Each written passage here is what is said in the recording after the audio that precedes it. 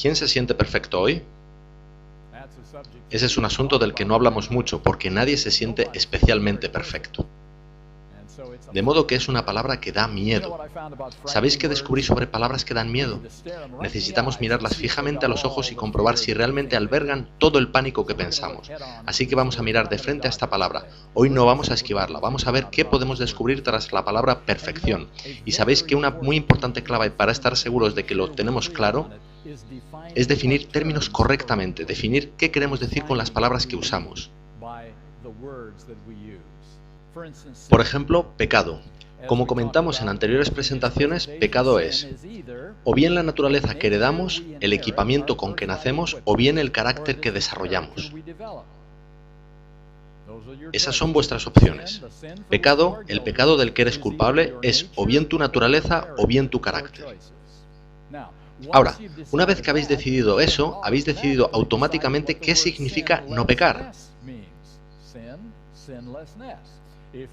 Si creéis que pecado es la naturaleza que heredas, entonces estaréis pecando por naturaleza hasta que Cristo venga. Y no pecar será la naturaleza no pecaminosa que recibirás cuando Cristo venga. En ese caso seremos sin pecado entonces, cuando Cristo venga, si es que creéis que el pecado es por naturaleza. En cambio, si creéis que el pecado es el carácter, las decisiones que tomamos, entonces no pecar significa un carácter sin pecado, como el que tuvo Jesús.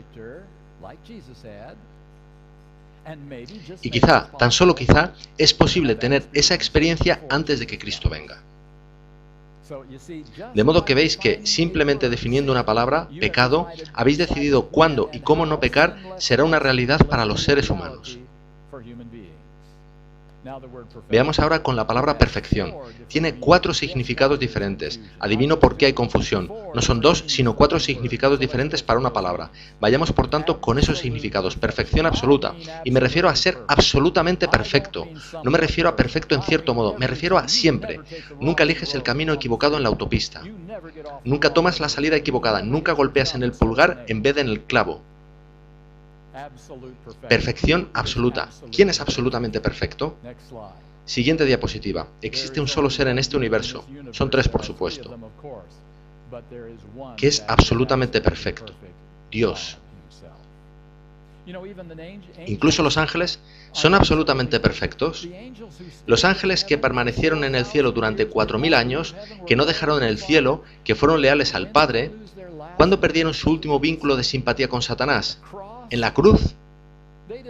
Ellos no entendieron todo. Ellos se preguntaban si Dios estaba en lo cierto. Tenéis que ser pacientes, perseverad junto a mí, yo os lo aclararé. Incluso los ángeles tuvieron que reajustar su pensamiento. No es pecado el reajustar tu pensamiento cuando llega nueva información. Los ángeles nunca pecaron, pero no eran absolutamente perfectos. Ok, esa es la definición 1. La definición 2 es la de perfección de naturaleza. Eso es lo mismo que naturaleza no pecaminosa, que vimos en la definición de pecado. Naturaleza no pecaminosa. Siguiente diapositiva. En el nacimiento recibimos una naturaleza pecaminosa. No hay posible elección. En la segunda venida, ni un segundo antes, recibiremos una naturaleza no pecaminosa, que es lo mismo que perfección de naturaleza. Ved que no hay decisión humana en nada de esto. No influyes en nada de ello. ¿Cómo naces? ¿Qué tipo de naturaleza recibirás en la segunda venida? Dios se ocupa de ello. Yo lo dejo en sus manos. De modo que perfección de naturaleza no es nuestro foco ahora. No va a suceder ahora. Dios dice, no te preocupes, yo me ocuparé de eso. Así que no ha de preocuparnos ahora la perfección de naturaleza. Definición 3. Sometimiento del carácter. Cuando vienes a Jesús, ¿cuánto de tu vida sometes a Él? Todo. Ahora, hay un matiz a ello. Se trata de todo lo que en ese punto de tu vida conoces sobre ti y Dios. ¿Hay gente que no sabe mucho sobre ellos mismos y sobre Dios? ¿Conocía el ladrón en la cruz mucho sobre el plan de Dios?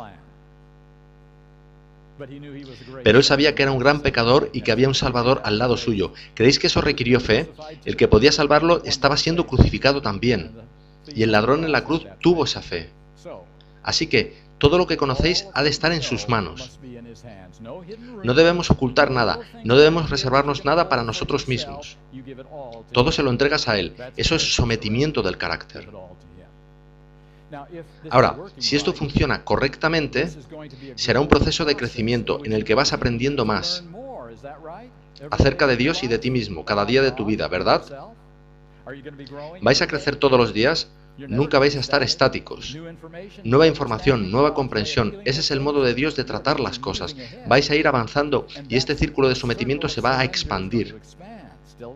Será el mismo círculo, pero se irá expandiendo y cubrirá más territorio, más información conocida, y este círculo se ensanchará mientras continúes creciendo en este sometimiento de carácter, cada día de tu vida. Siguiente diapositiva. Somos culpables debido a nuestras elecciones de pecado. Perfección. El significado bíblico de perfección es una sucesión de elecciones de no pecar. Que no os asuste la expresión no pecar. Aceptar a Jesús como tu Salvador es una elección de no pecar. Devolver a Dios un poquito de lo que Él te ha dado, a ti es una elección de no pecar. Adorar a Dios en el sábado es una elección de no pecar. Tomáis muchísimas elecciones de no pecar. Eso es sometimiento del carácter, que lleva a madurez del carácter. Definición 4. Y la decisión humana está involucrada en todos los pasos de ese proceso. Así que los dos únicos significados de perfección que nos afectan hoy son las definiciones 3 y 4. No las 1 y 2, absoluta y naturaleza, sino el sometimiento de carácter que lleva a madurez de carácter. Ahora bien, quiero aclarar este punto tanto como pueda. La definición 3, sometimiento de carácter, es el único requisito para la salvación. Ahora y siempre, y hablo en serio. Dios nunca preguntará, ¿por cuánto tiempo eres cristiano? ¿Cuánto has madurado? ¿Cuántos grados tienes en justicia por la fe? No son esas las preguntas. La única pregunta que hará Dios, lo único que quiere saber es, ¿me amas con todo tu corazón? Eso es todo. El terreno de juego es plano. Puedes amar a Dios con todo tu corazón sabiendo muy poquito o muchísimo sobre Dios. Y fijaos en lo que voy a deciros. Si tu respuesta hoy es, no sé de nada que esté reteniendo a Dios. Hasta donde sé, mi vida entera está en sus manos. Le permitiré dirigirme el 100% del tiempo. Esa es mi elección. Si puedes decir eso honestamente, tienes la seguridad de la salvación hoy, incluso a sabiendas de que tienes aspectos que madurar. Si puedes someter tu vida a Dios hoy, tú tienes vida eterna ahora. La definición 3 es el único requisito para el cielo. La definición 4 es prepararnos en nuestro estilo de vida y en nuestras actitudes para ser felices en la presencia de Jesús, de los ángeles y del Padre Celestial. De modo que es la definición 3 el factor determinante para la salvación. Veremos para qué es la definición 4 según continuemos con nuestro estudio. Así que nos encontramos con la perfección de carácter. En eso me enfocaré esta tarde y voy a repasar algunos textos bíblicos con vosotros. Y quiero formularos la siguiente pregunta según vayamos avanzando. Según vosotros, ¿enseña la Biblia la realidad de la perfección de carácter? Yo la llamaré madurez de carácter. Vosotros podéis llamarla como queráis. ¿Enseña la Biblia que podemos ser perfectos de carácter en esta vida? Vosotros decidís según vayamos viendo estos textos. Comencemos con Judas 24. Ahora, una cosa más a puntualizar sobre los textos que vamos a leer. Cada uno de los textos que voy a leer esta tarde es una promesa. Hay muchos mandatos en la Biblia, pero no voy a leer ninguno hoy. Solo voy a leer promesas. Esta es la primera, Judas 24. Y aquel que es poderoso para guardaros sin caída y presentaros sin mancha delante de su gloria con gran alegría. ¿Esa es una promesa? ¿Visteis ahí que no vosotros, sino Él, es capaz de preservaros de caer? Cuando ese sentimiento se cruce por tu mente, tú permitirás a alguien que lo tome. Él es capaz de decir, no, Cristo no haría eso, y tú tampoco quieres hacerlo. Él es capaz, Él te otorgará, Él lo hará. Continuemos. Voy a leer 2 de Pedro, capítulo 2, versículo 9.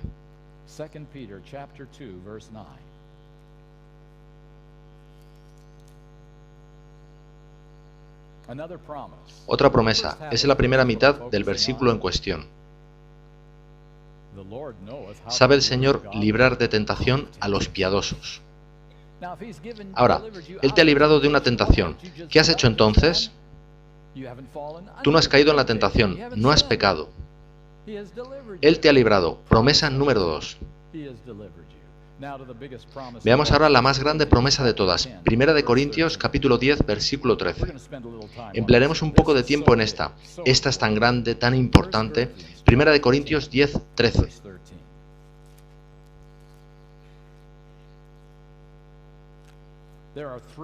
Hay 3 promesas en este único versículo.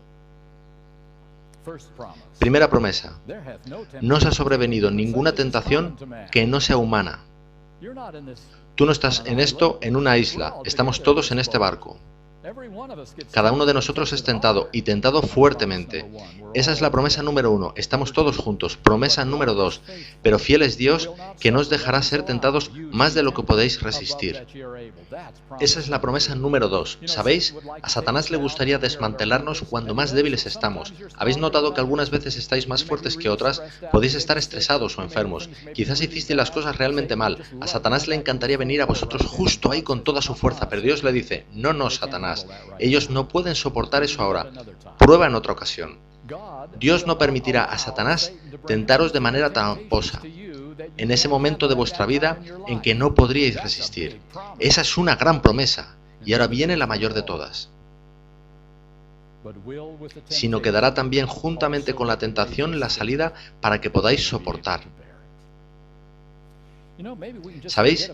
Quizá podemos olvidarnos de esas definiciones y de qué es perfección y qué no es, y todo el resto, y simplemente formular la pregunta, ¿hay una vía de escape para cada tentación que me llega? ¿Para todas? ¿Es eso lo que dice la Biblia?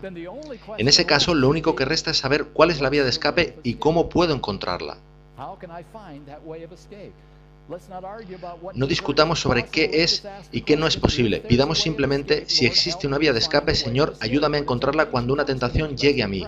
Llevémoslo a la práctica. Y ahora, durante unos minutos, quiero ser práctico con vosotros. Hemos sido teológicos durante un rato. Ahora me apearé de ahí y vamos a ser muy prácticos, porque quiero descubrir si hay una vía práctica de escape cuando desde fuera de mi naturaleza llega a mí una muy fuerte tentación. ¿Cómo puedo encontrar una vía de escape? Encontré algo que no me gusta mucho sobre mí mismo. Cuando llega a mí una muy fuerte y persuasiva tentación, que siento morar en mí durante un rato, de alguna forma y por alguna extraña razón, no siento ganas de orar justo en ese momento. Ya encontraré el momento, Padre, hablaré contigo en unos minutos, ¿ok? La batalla se ha perdido justo ahí. Porque, ¿sabéis? Descubrí que es complicado pecar contra Dios mientras de rodillas estás hablando con Él.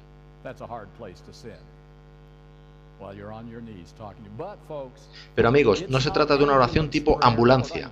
Señor, me hundo, sácame rápido de aquí. Se trata de algo llamado oración preventiva. ¿Qué es mejor, amigos? ¿Disponer de un gran equipo de cirujanos para curarte tras un infarto? ¿O bien prevenir con tu estilo de vida y elecciones? Siempre que se pueda es mejor prevenir, ¿verdad? Así es la oración preventiva, así funciona. Y es muy importante, muy específica y muy práctica. Os insto a pensar y orar verdaderamente sobre esto. La oración preventiva es algo así. Señor, tengo este problema con tal asunto. Tú nombras ese asunto ante el Señor. No le dices al Señor, perdóname por mis pecados. No. Tú le dices, tengo este problema específico, refiriéndote al asunto más importante que encaras en tu vida. El pecado que más a menudo te posee, el pecado que más te hace sentirte como un hipócrita. Simplemente quieres abandonarlo porque sucede vez tras vez y no sabes cómo manejarlo. Eso es el pecado. Será diferente para cada uno de nosotros, pero os garantizo que hay un pecado, una tentación en vuestras vidas que es realmente abrumador. Has de nombrar ese pecado ante el Señor. No nombres 5, ni 3, ni 2. Nombra un pecado. Solo puedes lidiar con una cosa en cada instante. Señor, yo tengo este problema específico. No he conseguido solventarlo. No he obtenido victoria. Señor, te pido que hagas lo que sea necesario para darme victoria sobre este pecado. Ahora bien, esa es una dura petición, lo que sea necesario. Uf, eso podría significar pérdida del trabajo, de mi carrera profesional, una enfermedad, un accidente, todo tipo de desastres, porque si le das permiso, el Señor va a abrirte los ojos de la manera que Él pueda salvarte para toda la eternidad. ¿Estás dispuesto a pedirle eso al Señor? Haz lo que sea necesario para dar mi victoria sobre este pecado.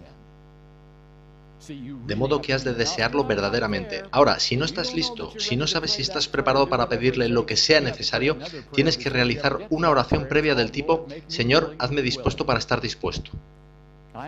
Estoy dispuesto a medias. Hazme completamente dispuesto. Has de hacer esa oración y desear eso, y entonces cuando estés verdaderamente dispuesto, puedes decir: Señor, tengo este problema, nómbralo ante el Señor, escríbelo si es necesario, ponlo en tu Biblia si es necesario, lo que haga falta, asegúrate de que ese es tu foco durante el siguiente periodo de tu vida, y pide a Dios que haga lo que sea necesario para darte la victoria sobre ese pecado. Y espera, y comprueba qué sucede. Simplemente espera y ve. Dios hará lo que nunca hubieras sospechado. Comenzarás a detestar lo que antes deseabas. Os lo garantizo, y desearás lo que antes detestabas. Dios tiene ese poder. Lo he visto actuar en mi vida, y vosotros en las vuestras. Y queremos más de eso. Él nos cambiará desde dentro hacia afuera. Ok, ese es un área en que podemos encontrar victoria sobre el pecado, la oración preventiva. Ahora voy a compartir con vosotros, y voy a mostrarlo en la pantalla, una cita inspirada que va a decirnos mucho sobre lo que Dios puede hacer por nosotros en este proceso. Siguiente diapositiva. Si Satanás busca desviar la mente a asuntos bajos y sensuales, esa es su especialidad, y lo hace continuamente, tirando de nuestra mente hacia su nivel. Siguiente diapositiva. Traerla de vuelta se refiere a la mente y situarla en las cosas eternas. Ok, ¿cómo funciona esto? Traer de vuelta a la mente. ¿Sabéis? Hay algo que Dios no va a hacer por ti en esta batalla contra el pecado y la tentación. Hay una cosa que Él no hará por ti en las promesas sobre la vía de escape de cada tentación. Él jamás elegirá por ti. Él no elegirá tus pensamientos. Ese es un derecho divino dado a Adán y Eva.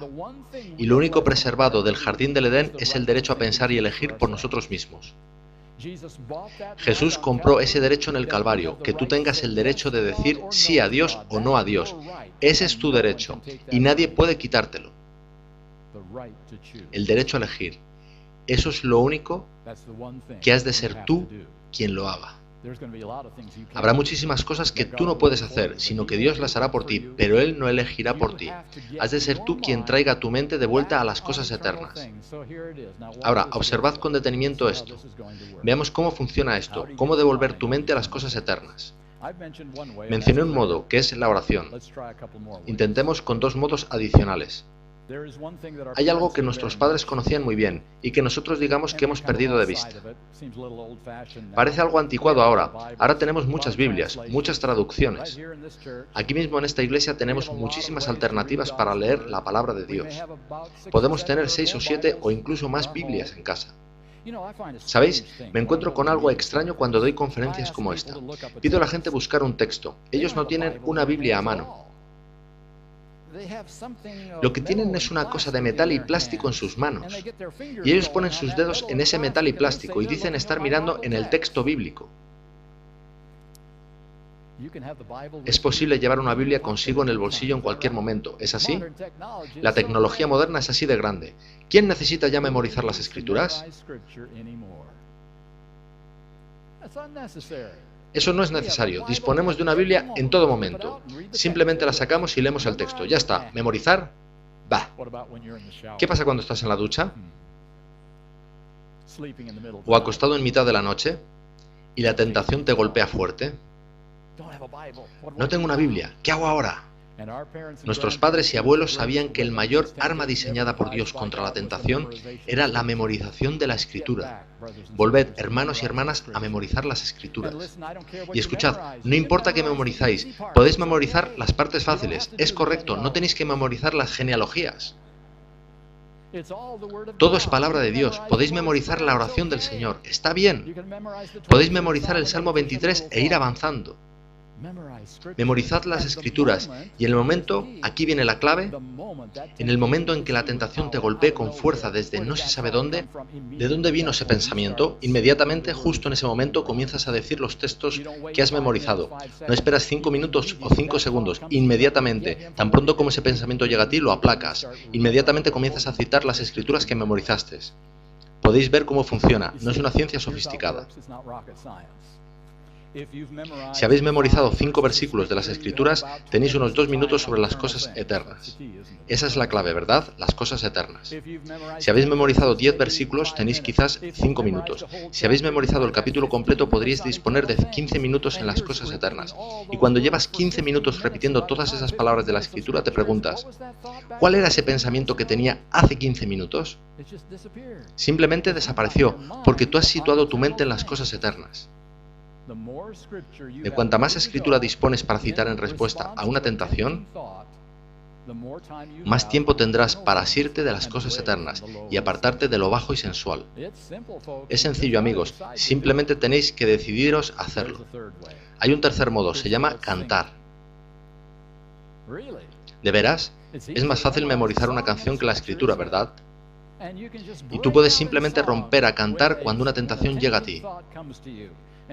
Tú puedes decir, yo soy monotono, soy incapaz de entonar adecuadamente. Dios ama a los monótonos y Él honrará tu elección. Por lo tanto, amigos, hay caminos para mantener la mente en las cosas eternas.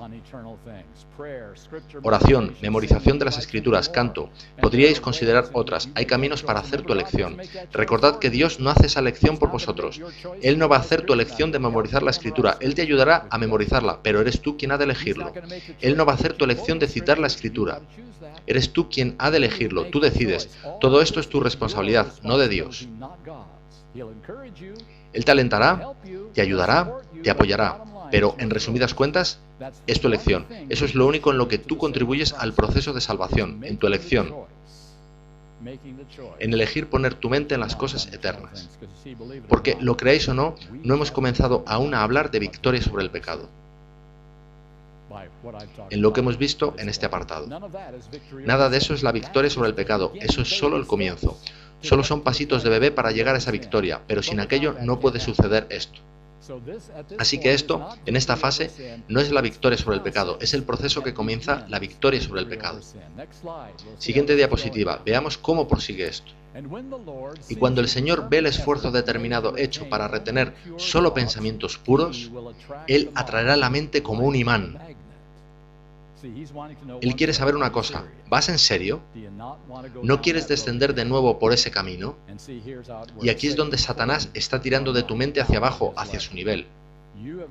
Tú has dado ahora permiso a Cristo para coger tu mente y comenzar a tirar de ella hacia arriba, hasta su nivel. Ahora es cuando el poder comienza a hacer efecto. Siguiente diapositiva. Él purificará los pensamientos. No tú. Tú no tienes la más ligera posibilidad de purificar tus pensamientos. Ahora tú puedes poner una fachada y decir, mis pensamientos son puros, pero en tu interior tú tienes esa naturaleza caída y tú no puedes acceder a ella. Solo el Espíritu Santo puede hacer eso. De modo que tú jamás podrás purificar tus pensamientos. ¿Sabéis? Los científicos están comenzando a ayudarnos un poquito en esto. Ellos comienzan a afirmar que hay ciertas sustancias químicas segregadas en el cerebro, llamadas botones en francés, crecen un poquito en las terminaciones de las células nerviosas, de modo que una sinapsis puede pasar rápidamente de una célula nerviosa a otra y finalmente llegar a los órganos de nuestro cuerpo donde se supone que tiene que llegar. Y cuanto más haces algo, más sustancias químicas son segregadas para construir ese camino. Así que la cosa es sencilla. ¿Por qué no tienes que aprender a atarte los zapatos cada vez que lo intentas? Se han creado caminos automáticos en tu cerebro, creados para ese fin. ¿Por qué sucede que una vez que has conseguido montar en bicicleta ya la puedes montar para siempre? Porque tu cerebro ha construido caminos automáticos, de modo que él sabe cómo hacerlo cada vez que lo deseas, enviando mensajes a los órganos del cuerpo. Llegados a este punto, los científicos también nos dicen que, sorprendentemente, al tomar ciertas elecciones, esas secreciones químicas se secarán en ciertas terminaciones nerviosas de nuestro cerebro, y se formarán nuevos caminos en nuestro cerebro que no existían antes.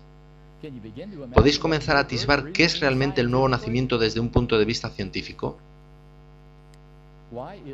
¿Por qué sucede que cuando alguien nos dice algo muy ofensivo en nuestra cara, a solo 3 pulgadas de nuestra cara, sin nosotros pensarlo, nuestra cara comienza a cambiar a un color ligeramente diferente?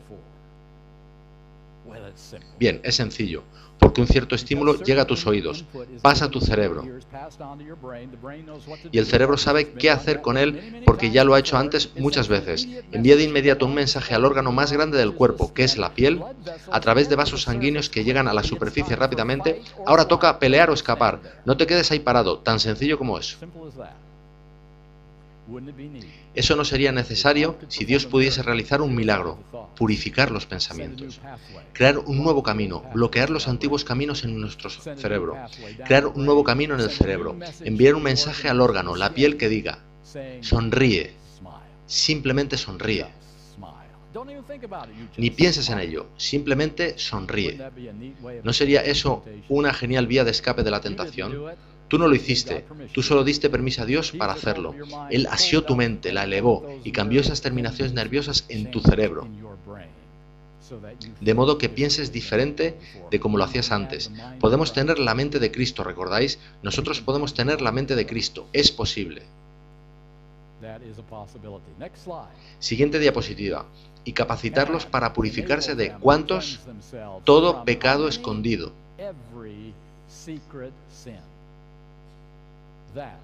Así es como funciona, amigos. Esa es la vía de escape. Pero no se ha concluido, hay más. Siguiente diapositiva. La primera obra de los que se reformen es purificar la imaginación. Ahora realmente nos estamos metiendo en algo espinoso, ¿verdad? Quiero decir que esta es la verdadera mancha dolorosa que hay en nosotros. Primera obra. Si de veras hemos de sanar alguna vez, la imaginación ha de estar bajo control. La imaginación, ¿sabéis? Estamos aquí, sentados en la iglesia, escuchando, atentos. ¿Ese es el verdadero tú o el verdadero yo? ¿Lo que hacemos el sábado en la iglesia? ¿O el verdadero tú o el verdadero yo es cuando estamos solos, sin nadie mirándonos, y estamos pensando aquí arriba, en nuestro pequeño mundo, haciendo y pensando lo que queremos?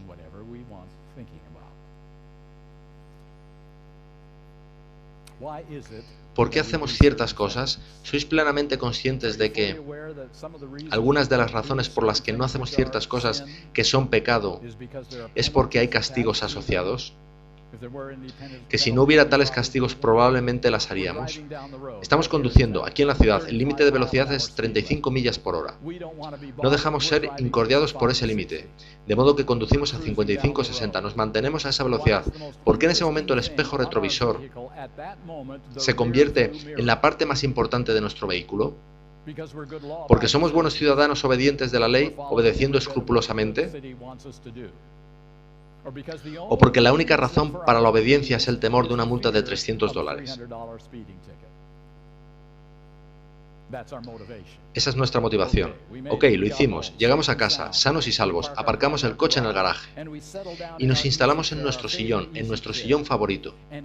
Y en nuestra imaginación, aquí arriba, nos introducimos en el más excitante Ferrari jamás construido, porque amamos la velocidad y los coches. Y recorremos toda la ciudad, no a 50 millas por hora, sino a 90. Nos mantenemos a esa velocidad, no nos preocupamos por los semáforos, eso es para novatos. No nos preocupamos por los policías que nos persiguen, ellos continuamente se estrellan y nosotros continuamos, justo como en los videojuegos. Pasamos el más formidable rato haciendo todo lo que queremos en nuestra imaginación, porque nadie puede decirnos, hay un castigo asociado a pensar así. ¿Sabéis que es ahí donde la mayor parte de los pecados tienen lugar?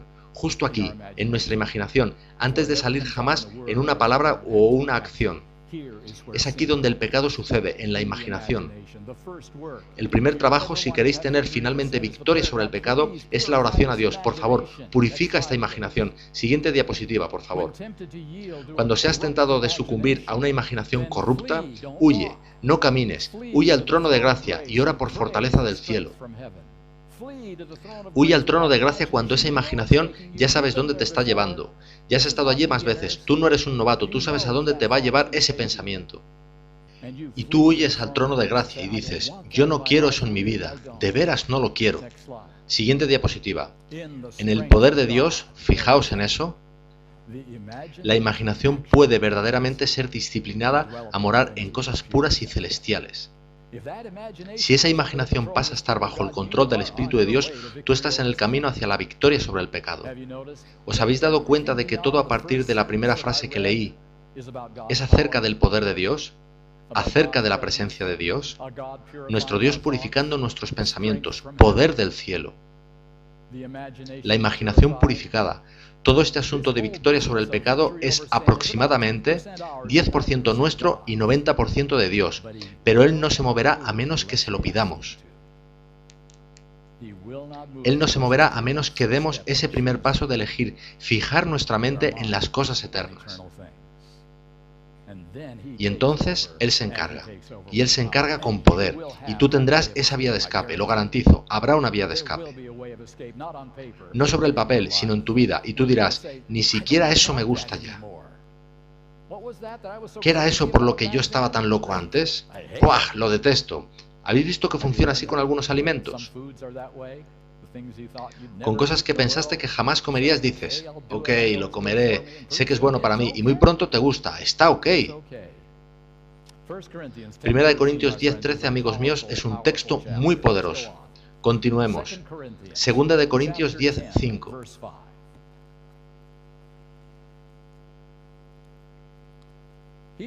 Amigos, los siguientes 3 textos que voy a leer son algunas de las más increíbles citas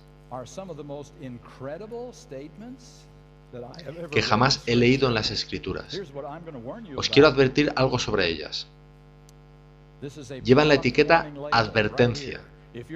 Si tu fe es débil, si realmente no crees del todo en la Biblia, mejor no leas estos textos, te van a aplanar.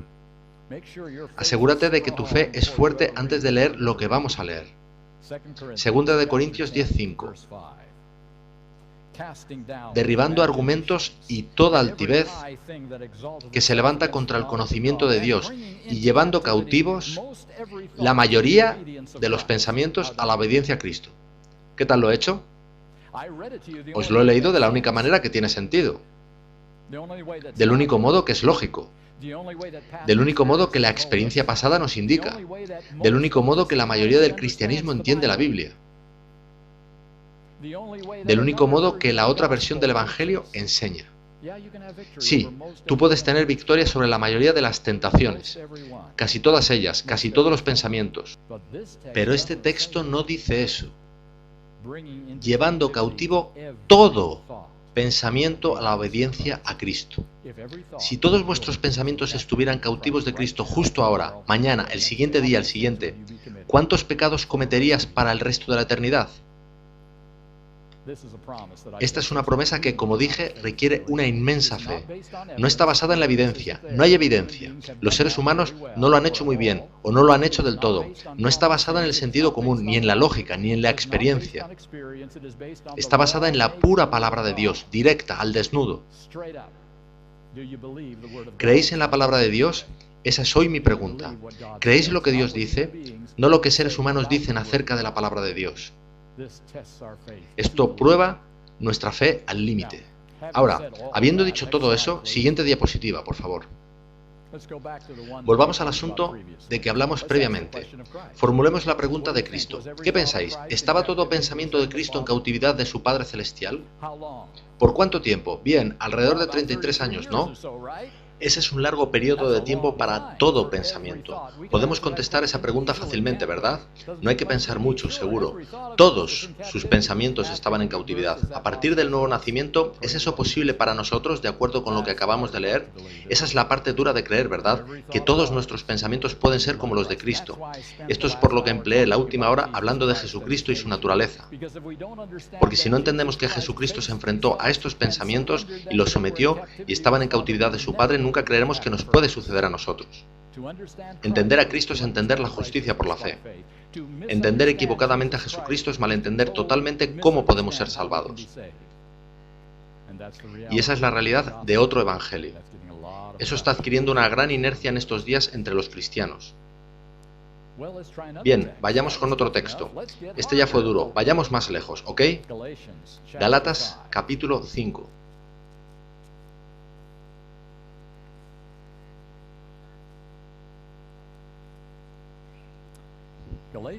Gálatas, capítulo 5. Y por cierto, tan solo como una pequeña información adicional, si queréis estar definitivamente seguros del significado de la palabra carne que mencioné, en el versículo 17 dice, porque el deseo de la carne es contra el espíritu y el del espíritu es contra la carne. Esa carne no es lo que cubre nuestros huesos, es nuestra mente, la naturaleza caída.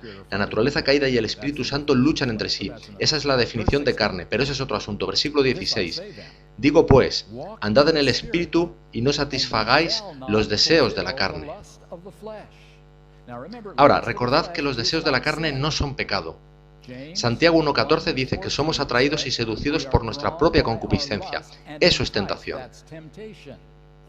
La concupiscencia de la carne no es pecado, la has heredado en el nacimiento. Luchas con ella todos los días de tu vida, es la tentación. El pecado es satisfacer la concupiscencia de la carne. Eso es el pecado, y tú la satisfaces en tu mente, en tu imaginación. Releamos ahora el texto.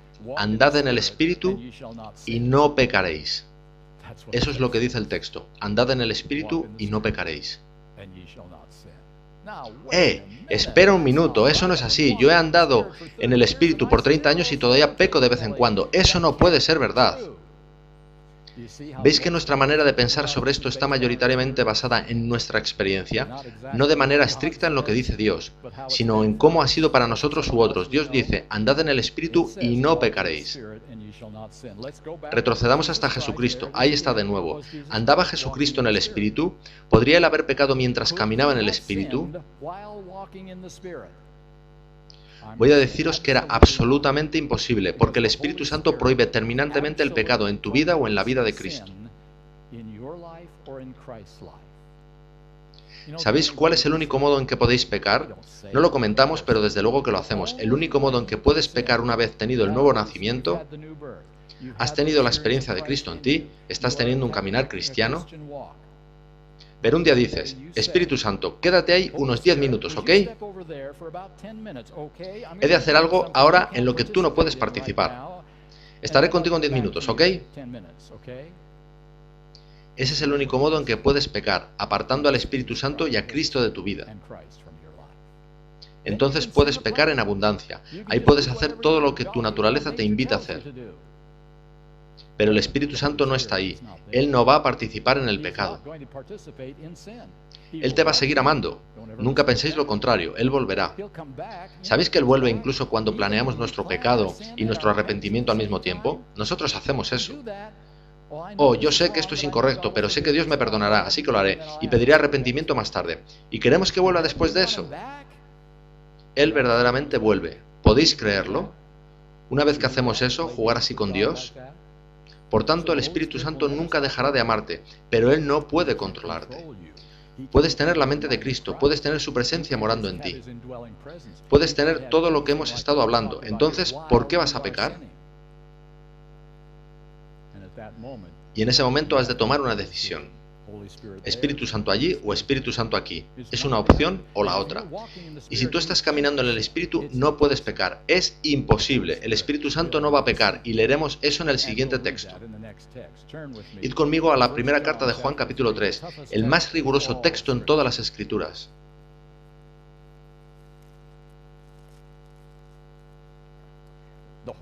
Todo el pasaje es importante. Seleccionaré solo algunos puntos. Primera carta de Juan, capítulo 3. Leamos el versículo 6.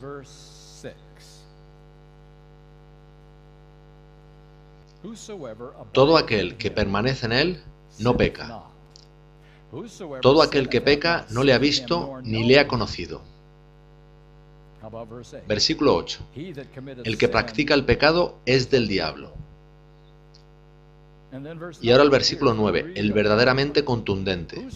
Todo aquel que es nacido de Dios no practica el pecado, porque la simiente de Dios permanece en él, y no puede pecar porque es nacido de Dios. Ahí está.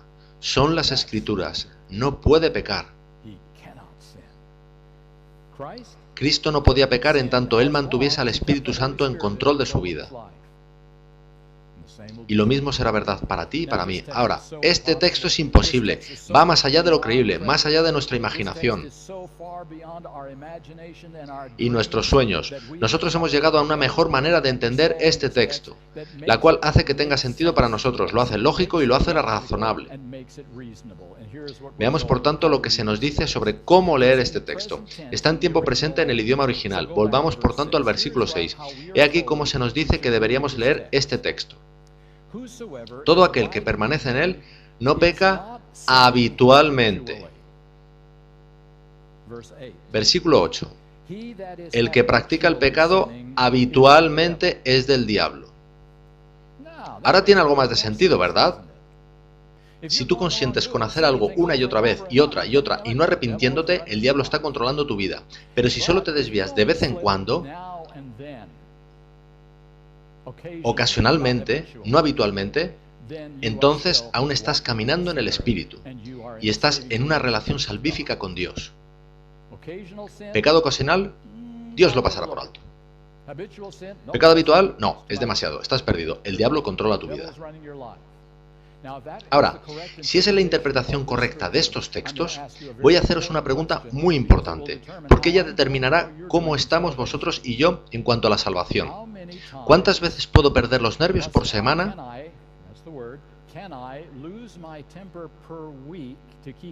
para mantenerlo en el estatus de ocasional y que no pase al de habitual? 5. ¿Qué es eso? ¿Ocasional o habitual? 2. ¿Ocasional o habitual? Uf, eso es duro. ¿Una vez? Solo una vez por semana pierdo los nervios. ¿Ocasional o habitual?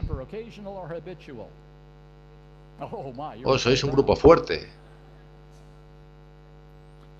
¿Veis a dónde nos lleva esto? Estamos calculando el número de veces que podemos pecar. ¿Sabéis qué es el pecado? Es cerrar nuestro puño y golpear en el rostro de Dios diciéndole: no me gusta tu camino, no voy a poner la otra mejilla, eso no tiene sentido para mí, yo lo hago a mi modo. Y nos ponemos a calcular hasta cuántas veces podemos hacer eso y aún mantenernos en una relación salvífica con Dios. No, el texto está en tiempo presente, tanto en griego como en inglés. ¿Qué es el tiempo presente?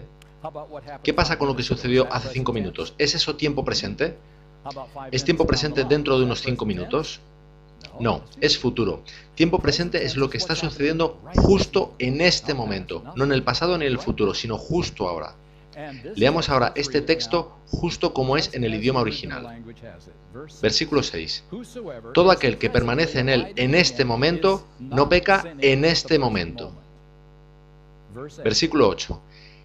El que practica el pecado en este momento es del diablo en este momento. De modo que puedes estar siendo conducido por Dios o por Satanás y puede cambiar de un momento para otro. Así que si tú, justo ahora, en este momento, estás bajo el control del Espíritu Santo, no pecas en este momento. Pero si en este momento pecas conscientemente, entonces es el diablo quien te controla en ese momento. Y eso no es bueno. Así que voy a sugeriros un principio muy importante. Si has hecho algo de lo que no tenías intención, digamos que pecas por impulso, sin planificación, simplemente sucedió. Lo más importante que puedes hacer en ese momento para asegurar mantener intacto tu estado de salvación es arrodillarte y decir: Señor, lo siento, lo estropeé. Esa mano que se estaba soltando de la de Jesucristo la pones rápidamente en su sitio.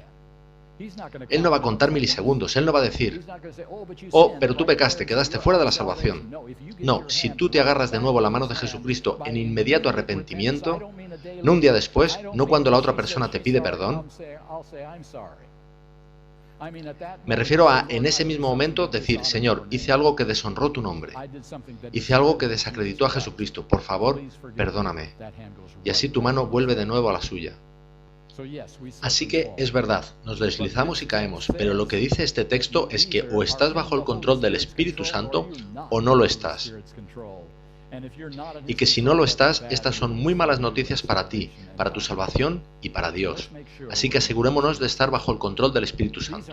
Estos son textos duros, ¿verdad? Son realmente difíciles de creer. Pero ¿no cumplió Jesús todos ellos y no podemos nosotros tener la mente de Cristo?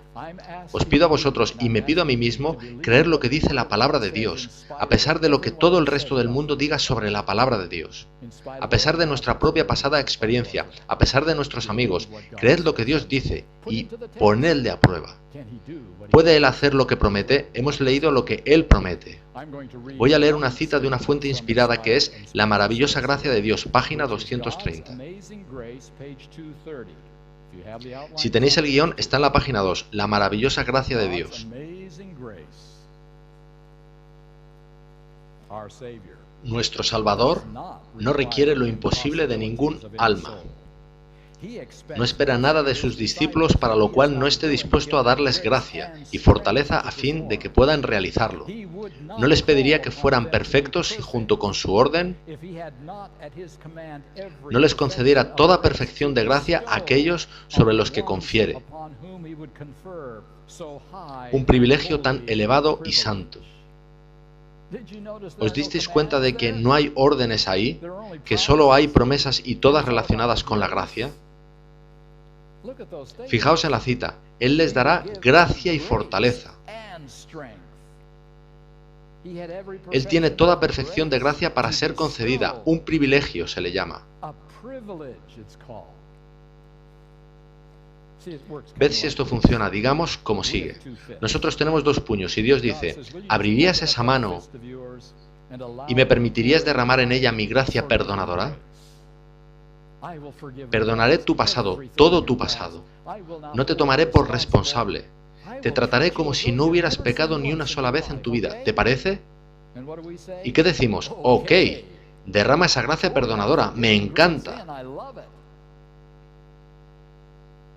Y entonces Dios dice, ahora tengo otro regalo, y tú tienes otra mano. ¿La abrirías y me permitirías derramar en ella más gracia? Es la misma gracia, pero realiza una obra diferente. Se llama gracia para vencer. Hay gracia perdonadora y hay gracia para vencer. Entonces nos quedamos mirando a estos dos regalos. Este implica cambiar mi estilo de vida, ¿verdad? No ver en la televisión lo que suelo ver, ¿verdad? No comer lo que suelo comer. ¿Es así, Dios? A mí me gusta este regalo, el primero. Derrama más gracia perdonadora, Dios. Quiero perdón. Por favor, echa más. Amo tu gracia. En cuanto a esta, no sé. No sé si quiero pagar ese peaje. ¿Cuál de los dos regalos es mejor? ¿La gracia perdonadora o la gracia para vencer? ¿Sabéis cuánto más importante es a largo plazo la gracia para vencer que la gracia perdonadora? Un día, yo creo que más bien pronto a la vista de los eventos mundiales, este maravilloso y precioso regalo de la gracia perdonadora será quitado por Dios. Nunca jamás se verá por el resto de la eternidad. Y ello sucederá viviendo en esta tierra, en nuestras naturalezas caídas. Será quitado de nosotros, eliminado de nosotros. ¿Por qué? ¿Por qué Dios nos quita cosas que necesitamos desesperadamente? ¿Ha hecho eso alguna vez? Él solo elimina cosas que ya no hacen falta, ¿verdad? ¿Cuándo dejó de sacrificarse el cordero? Cuando se ofreció el verdadero sacrificio. Y la única razón por la que Él eliminará este maravilloso y precioso regalo de la gracia perdonadora es que nos hayamos llenado de tanta gracia para vencer como Jesucristo, tengamos la mente de Cristo y no necesitemos más la gracia perdonadora. Y Jesús pueda así salir del santuario celestial y decir, mi obra de perdonar ha sido concluida. Vayamos al punto crítico del gran conflicto, devolviendo las cosas a la normalidad y la felicidad, gracias a la gracia para vencer. Por ello, la gracia para vencer es mucho más importante que la gracia perdonadora. Y sin embargo, la mayor parte del mundo cristiano quiere la gracia perdonadora, pero no la de vencer. Aquí llegados, amigos míos, hemos de tomar algunas decisiones importantes. ¿Qué queremos realmente? ¿Qué esperamos que haga Cristo en nuestras vidas? Bien, os haré la pregunta. ¿Qué pensáis? ¿Enseña la Biblia la perfección de carácter en nuestras vidas previa a la venida de Jesús? Tenéis que tomar esa decisión por vosotros mismos. Ahora, habiendo dicho todo esto, he de respaldarlo un poco. Siguiente diapositiva. ¿No dije anteriormente que el sometimiento del carácter era el único requisito para el cielo? ¿No lo dije? Y yo os he estado hablando sobre madurez del carácter durante los últimos 30 minutos. Os he hecho perder vuestro tiempo. La madurez del carácter no es un requisito para la salvación. El carácter del ladrón en la cruz no había madurado, pero él se había sometido. Estaba salvado. Y tú puedes salvarte cuando tu corazón está sometido, incluso aunque estés muy inmaduro. No entiendes mucho sobre Dios, no entiendes mucho sobre ti mismo, pero tú le amas con todo tu corazón. Y eres salvo. Sometimiento de carácter. Entonces, ¿por qué he estado hablando sobre madurez de carácter? Porque hay otro asunto que afecta a este mundo. Este mundo está envuelto en el gran conflicto entre Cristo y Satanás. Tomad por favor vuestras Biblias e id a Apocalipsis capítulo 22. El texto inspirado de la Biblia nos lleva aquí al fin de todas las cosas. Apocalipsis 22:11 dice que viene un tiempo en que las cosas serán diferentes a ahora. No será como hoy en día. El que es injusto, sea injusto todavía. Y el que es inmundo, sea inmundo todavía. Y el que es justo, practique la justicia todavía. Y el que es santo, santifíquese todavía. He aquí, yo vengo pronto, y mi galardón conmigo para recompensar a cada uno según sea su obra. Viene un tiempo en que no se tomarán más decisiones. Toda decisión será definitiva y será antes del fin de este mundo. Eso es lo que la mayor parte de los cristianos no creen porque su evangelio no lo permite. No puede suceder en el evangelio cristiano estandarizado. Eso solo puede suceder en el evangelio de la Biblia, el de la gracia para vencer. Y así, llegados a este punto, habrá una diferencia.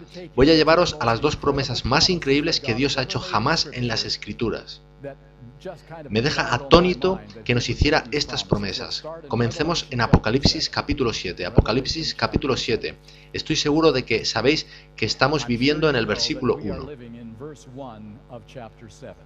Dice así: Después de esto vi a 4 ángeles en pie sobre los 4 ángulos de la tierra, que detenían los 4 vientos de la tierra para que no soplase viento alguno sobre la tierra, ni sobre el mar, ni sobre ningún árbol. Estamos viviendo en esos días. Los ángeles están realmente haciendo un trabajo ímprobo por sujetar esos vientos justo ahora, os lo garantizo, de modo que este mundo no sea un manicomio. Y ahora el versículo 2. Vi también a otro ángel que subía de donde sale el sol y tenía el sello del Dios vivo, y clamó a gran voz a los 4 ángeles a quienes se les había dado el poder de hacer daño a la tierra y al mar, diciendo: No hagáis daño a la tierra, ni al mar, ni a los árboles, hasta que hayamos sellado en sus frentes a los siervos de nuestro Dios. ¿Cuál es la promesa aquí? Antes de que venga Jesús, estarán soplando los vientos sobre la tierra. Y Dios está diciendo: no lo permitáis. No lo permitáis hasta que yo haya sellado a mi pueblo. De modo que no hay segunda venida ni destrucción violenta total en esta tierra hasta que el pueblo de Dios haya sido sellado. ¿Qué significa eso? Id a Apocalipsis 14. Aquí está la promesa increíble. ¿Sabéis de qué habla Apocalipsis 14? Hay 3 ángeles que vuelan por el medio del cielo llevando el Evangelio, etc. Pero ¿sabéis que antes de esas imágenes se describe a un grupo de personas en los versículos del 1 al 5? El versículo 1 dice: Después miré y he aquí el Cordero estaba en pie sobre el monte de Sión y con él 144.000 que tenían el nombre de su Padre escrito en sus frentes. ¿Podéis imaginar qué es realmente el sello de Dios? Acabáis de leerlo, el nombre del Padre escrito dentro de tu mente, no sobre ella. Tienes la mente de Cristo, Él está en completo control sobre ti. Y mirad el versículo 5, ¿qué significará eso? Simplemente escuchad. Y en sus bocas no fue hallada mentira, quiere decir engaño o hipocresía, pues son sin mancha delante del trono de Dios.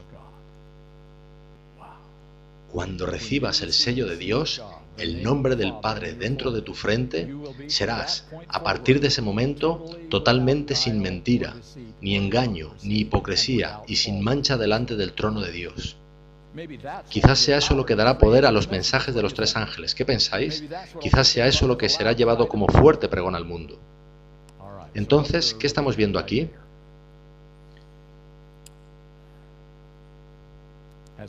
Puesto que Dios hizo una promesa, que Él encontrará y sellará un pueblo antes de que venga Jesús, ¿Qué pasa si después de que Dios te haya o me haya sellado? No hablamos de todos, sino de ti o de mí. Tú o yo pecamos contra Dios después del sellamiento.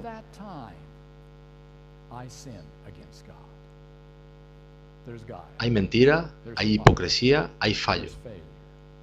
Recordad que Dios nunca eliminará el libre albedrío, nunca en toda la eternidad. Él no quitará el libre albedrío. Siempre puedes elegir pecar durante el resto de la eternidad. Dios nunca priva de ese derecho. Es demasiado precioso. Y después de que Él te haya sellado a ti o a mí en nuestras frentes, tú o yo decidimos pecar una vez. ¿Qué implica eso con respecto a la promesa de Dios? Volvamos a la diapositiva anterior por un momento. Diapositiva anterior, ahí está. ¿Qué hubiera pasado si Cristo hubiera cometido un pecado durante su vida de 33 años? ¿Qué hubiera significado eso? Destrucción total del universo, fallo de Dios. Cuando Dios coloque su sello en nuestras frentes, salga del santuario celestial y cierre el tiempo de gracia, ¿qué sucede si una persona que Él ha sellado, lo que es el sello es muy sencillo, es una promesa que hace Dios de que esa persona no pecará nunca más? ¿Qué sucede entonces si tú o yo pecamos una sola vez? Eso haría de Dios un mentiroso y de su plan un fracaso, exactamente de la misma manera que hubiera sucedido con Jesucristo. Y el sello de Dios no es una urna alrededor de ti, es la mente de Cristo y el Espíritu Santo en ti, y tú siempre puedes desacatarles en cualquier momento. Y así, esta es la promesa hecha sobre Cristo multiplicada por 144.000 pecadores. Eso es lo que es. Esta es la más increíble promesa jamás hecha por Dios en todas las Escrituras. Él la cumplirá, y se puede discutir, ya sabéis, si el número es literal o simbólico, ni nos molestemos en eso. La pregunta relevante es, ¿puede Dios llevar a una generación completa de gente viviendo en todo tipo de países y todo tipo de ambientes a un punto donde la gracia para vencer les haga nunca jamás volver a pecar contra Dios y Él pueda poner su sello en sus frentes tal y como ha prometido? ¿Puede suceder eso? Creerlo requiere una cierta fe, ¿o no? ¿Dónde está la evidencia? Nunca sucedió nada como eso excepto con Jesucristo. ¿Dónde está la prueba de que Dios puede llevar esto a cabo? Esta es la más increíble promesa que Dios haya hecho jamás en todas las Escrituras y solo será cumplida por un milagro de Dios, penetrar en nuestras mentes y purificar esos caminos neuronales para llevarnos a la mente de Cristo. Tener esa mente que tenía Cristo el 100% del tiempo. Este es el punto clave. Voy a pediros poneros en el lugar de Satanás solo por un momento, ¿vale? Cuando Jesús estaba agonizando en la cruz y especialmente cuando había resucitado, Satanás está muy desanimado. Chico, todo esto ha perdido para mí, no creo que haya ninguna esperanza para mí, pero me mantendré en la espera apartado y escondido, no hablaré con nadie y trataré de resolver el asunto. Y esto es lo que pienso, basándome en la pasada experiencia, quizás todo esto pueda pasar al olvido y pueda intentarlo de nuevo. Creo que voy a hacer esto. Voy a esperar hasta que todos esos discípulos hayan muerto.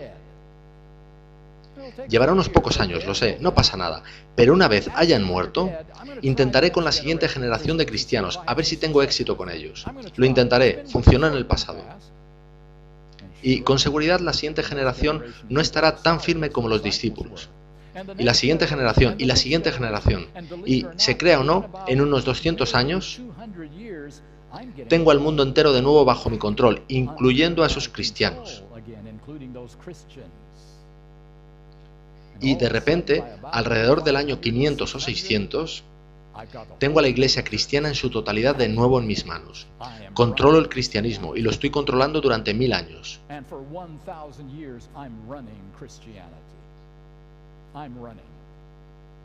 Y de repente mi mundo se tambalea un poco. Alguien clava 95 tesis en la puerta de una iglesia y he de retroceder y decir, espera un minuto, esto no es bueno. Pero ya he aprendido la lección, esperaré a que muera Martín Lutero y lo intentaré de nuevo.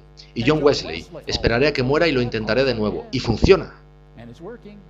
Y de repente llegan las peores noticias, aparece un pueblo que Dios ha traído a la existencia en el final de los tiempos y Dios les está hablando de nuevo. Esto es malo, pero esperaré. ¿Y sabéis qué? He de deciros que Satanás tiene todas las evidencias de su lado, ¿no es así? ¿Qué grupo de gente ha llevado jamás a cabo completamente el propósito para el que Dios les había llamado? Él tiene todas las evidencias de su lado excepto una, que las promesas de Dios son veraces y no pueden fallar. Y yo quiero pediros hoy que creáis en las promesas imposibles de Dios. Es por ello que estoy hablando de perfección de carácter, porque perfección de carácter es el único modo de completar la misión que Dios ha asignado a la última generación sobre la tierra. No se trata de nuestra salvación, se trata de la victoria de Dios en el gran conflicto. Es por eso por lo que os he hablado de la definición 4, porque yo quiero formar parte de esa generación. Quiero que se termine el yugo de Satanás sobre este planeta, y solo puede hacerse por el milagro de Dios de su poder en acción, y espero que os unáis a mí en ese cometido. Así que voy a pediros que os arrodilléis a quienes os sea posible y os unáis a mí en oración para pedir el milagro.